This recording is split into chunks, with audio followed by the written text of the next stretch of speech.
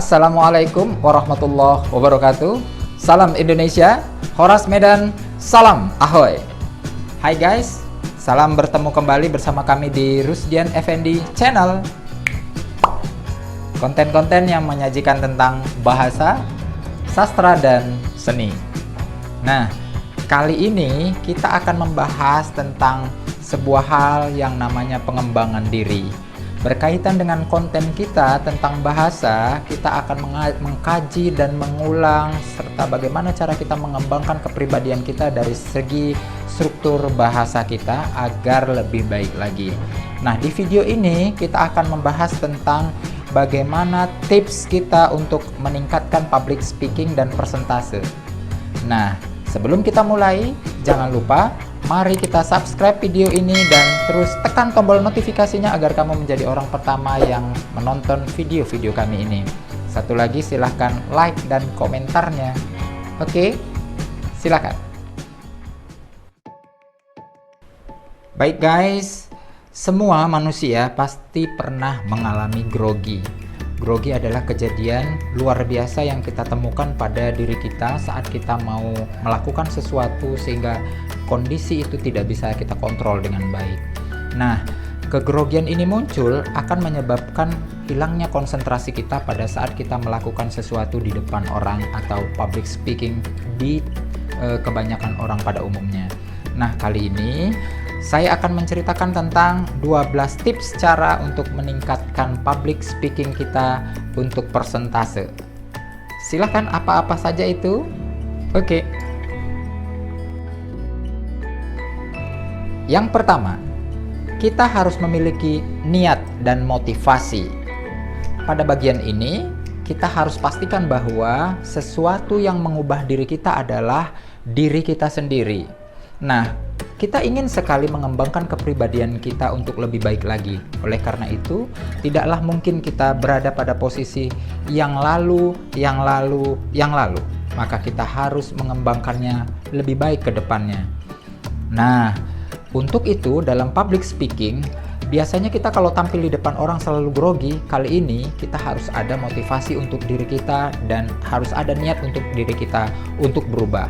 Nah, kalau ada kemauan kita yang lebih besar itu, maka akan berpeluang untuk meningkatkan kemampuan kita lebih baik lagi.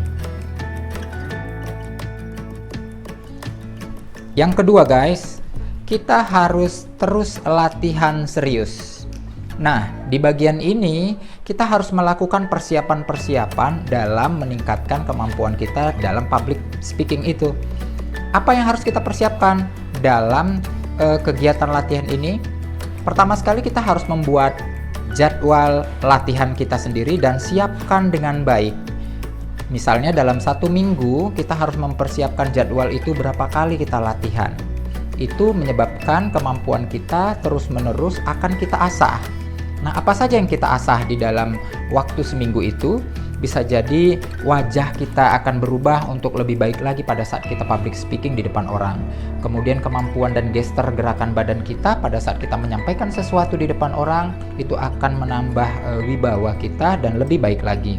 Dan yang terakhir, kita harus meningkatkan mimik atau raut wajah kita yang sesuai dengan pencitraan kita pada saat kita mengungkapkan makna dan bahasa yang kita sampaikan.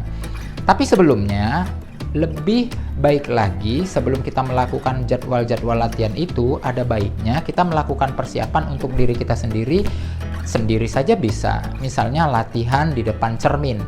Nah, di depan cermin caranya pertama sekali kita bisa bercermin di kamar kita. Nah, kita kunci kamar kita berusaha untuk mengembangkan kepribadian kita sendiri di depan cermin. Apa yang terjadi pada kita pada saat kita menyampaikan sesuatu di depan cermin itu seolah-olah kita berada pada komunitas orang ramai. Pasti latihan ini kita latihkan secara rutinitas dan akan menimbulkan rasa untuk lebih baik lagi dan meningkatkan kemampuan public speaking kita. Yang ketiga, kita harus mencari mentor.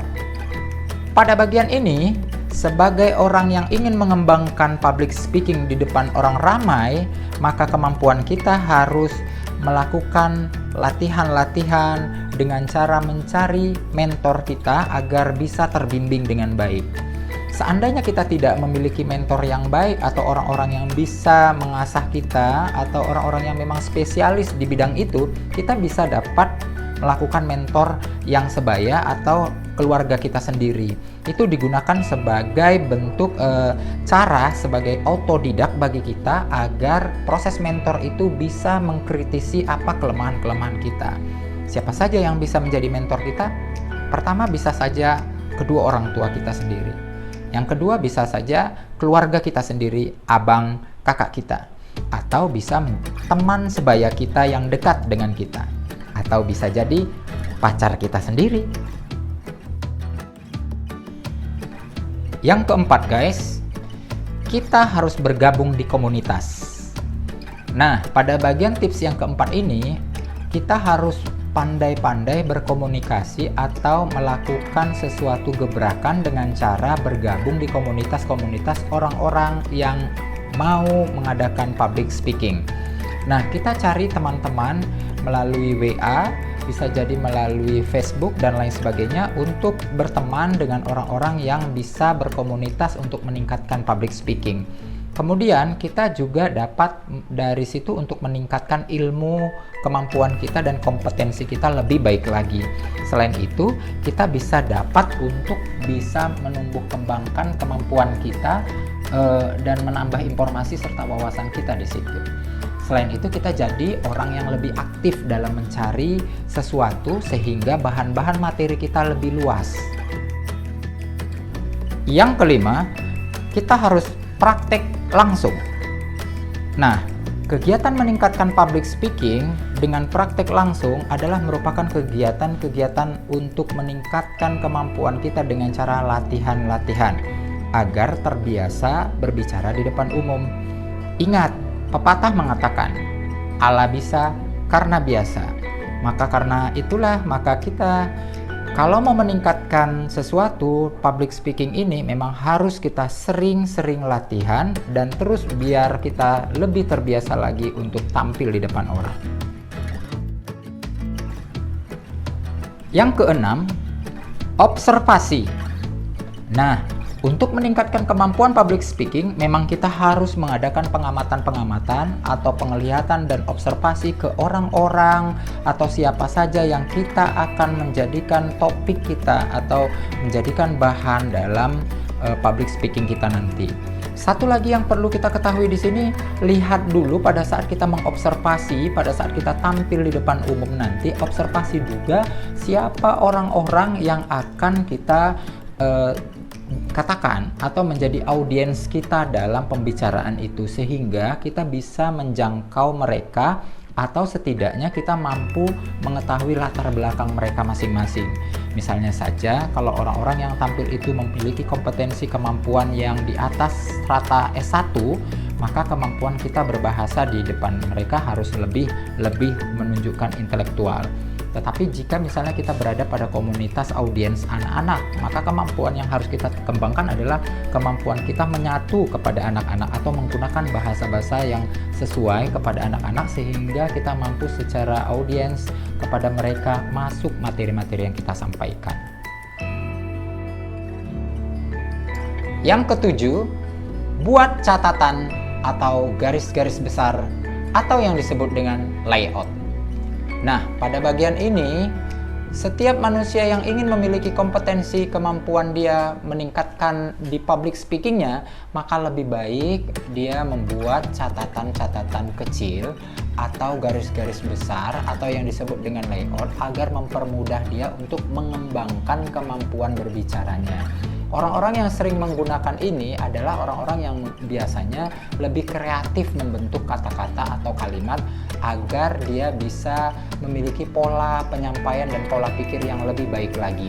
Nah, ini sangat membantu kita pada saat kita menyampaikan ide di depan orang banyak atau secara public speaking agar apa yang kita sampaikan ini lebih tersusun rapi dan berstruktur. Oleh karena itu, gunakanlah layout atau garis-garis besar itu. Yang kedelapan, banyak membaca. Nah, di bagian ini merupakan tips untuk memperluas pengetahuan kita dari apa yang kita miliki, sehingga pada saat kita ingin menyampaikan sesuatu di depan orang ramai atau di khalayak umum, kita mampu memiliki kompetensi yang luas dan memiliki kemampuan yang lebih luas, sehingga orang lebih berpikir bahwa kita adalah orang-orang yang sanggup dan mampu berbicara dengan baik. Satu lagi, dengan adanya membaca, kita akan meningkatkan kemampuan dan gaya kita berbicara di depan umum. Nah, yang kesembilan adalah senyum. Ini di bagian yang lebih unik menurut saya. Sebenarnya, orang tidak sama sekali memikirkan bahwa senyum adalah bagian yang terpenting. Tetapi, sebagai bentuk untuk bagaimana orang lain tertarik kepada diri kita, harusnya kita memiliki inner beauty atau kecantikan di dalam diri kita. Salah satu meningkatkan kemampuan itu adalah dengan tersenyum. Kenapa begitu? Tersenyum adalah merupakan kegiatan yang membuktikan kita pada saat kita melakukan sesuatu lebih relaksasi, sehingga apa yang kita sampaikan lebih menyantai dan mereka, orang-orang audiens kita itu lebih sanggup untuk menerima kita dengan apa adanya. Selain itu, kita bisa menghindari rasa gugup kita pada saat kita tersenyum dan kegelisahan kita pada saat kita melakukan public speaking di depan orang. Nah, satu lagi, dengan tersenyum kita mampu akan mengeluarkan gesture atau gerakan-gerakan bahasa tubuh kita, sehingga pada saat kita menyampaikan sesuatu itu seiring dengan apa yang disampaikan dan gerakan tubuh kita. Yang ke-10, jaga kecepatan berbicara. Nah, inilah yang banyak menjadi kendala orang pada saat public speaking di depan orang. Mengapa demikian? Karena kemampuan berpikir setiap orang itu berbeda. Terkadang ada orang memiliki kecepatan berbicara disebabkan karena kemampuan berpikir dia itu yang cepat, sehingga dia harus bersamaan dengan apa yang dia pikirkan. Tetapi ada juga orang-orang yang menyampaikan sesuatu itu dengan sangat lambat, padahal sesuatu yang dilakukan itu tidak tentu pikirannya lambat, tetapi dia menyampaikannya dengan step by step. Nah, hal ini sebenarnya yang baik adalah bagaimana cara kita melakukan agar kita bisa menjaga kecepatan kita dalam berbicara. Satu lagi, kecepatan berbicara adalah merupakan bagian kita dalam public speaking untuk menjaga kepercayaan diri kita pada saat kita menyampaikan sesuatu. Jadi ada aksentuasi, ada naik turunnya nada, ada penekanan pada kata-kata yang penting, dan itu menjadi sesuatu yang menarik bagi audiens untuk melihat kita pada saat kita berbicara. Itu yang harus kita perhatikan agar lebih meningkat lagi kemampuan kita dalam public speaking. Oke? Yang ke-11 adalah nada bahasa positif. Dalam meningkatkan kemampuan public speaking, maka kemampuan kita menyampaikan sesuatu jangan menggunakan nada bahasa yang kasar, sehingga orang lain menjadi tidak suka terhadap apa yang kita sampaikan. Tetapi, kita juga perlu melihat di mana audiens kita berada. Misalnya saja, kalau di daerah-daerah, di kota-kota di Indonesia ini memang ada kondisi bahasa yang memang kasar, tapi dia sebenarnya tidak kasar seperti di daerah Medan atau di daerah Makassar. Dua daerah ini memang merupakan daerah yang kesannya penyampai itu terkesan kasar bahasanya, tetapi apa yang disampaikannya sebenarnya tidak bagian dari kasar. Nah, bagaimana cara kita menyampaikan tips agar kita tidak terkesan kasar pada daerah-daerah tertentu seperti itu? Maka lebih baik kita melihat dulu audiens kita, sehingga ada keterkaitan antara kemampuan dan nada kita berbahasa dengan audiens yang ada. Jika audiens itu memaklumi kemampuan kita menggunakan bahasa-bahasa yang sedikit kasar tetapi menyentuh perasaan mereka, itu boleh-boleh saja.